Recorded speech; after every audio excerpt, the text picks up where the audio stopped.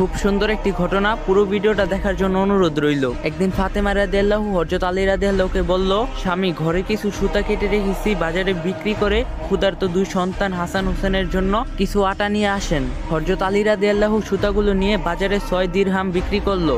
এমন সময় এক সাহাবা হযরত আলী রাদিয়াল্লাহুকে বলল, আলী, কিছু দিরহাম কর্জ হবে, আমার ঘরে বাচ্চা না খেয়ে আছে। এ কথা শুনে হযরত আলী রাদিয়াল্লাহু নিজের ঘরের কথা চিন্তা না করে সুতা বেচা 6 দিরহাম ওই অসহায় সাহাবাকে দিয়ে দিলেন। কিছুক্ষণ পর দেখলো বাজারে এক ব্যক্তি একটি উট নিয়ে হযরত আলীর নিকটে এসে বলল, আলী, উট নিবে?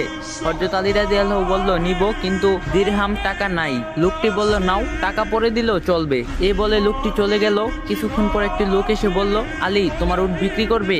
নগদ 30 দিরহাম দিব। হযরত আলী রাদিয়াল্লাহু বললেন, নাও, নগদ 30 দিরহাম দাও। হযরত আলী রাদিয়াল্লাহু 30 দিরহাম দিয়ে উট বিক্রি করে উটের আসল মালিককে খুঁজতে লাগলো, কিন্তু পুরো বাজারে আসল মালিককে খুঁজে না পেয়ে ঘরে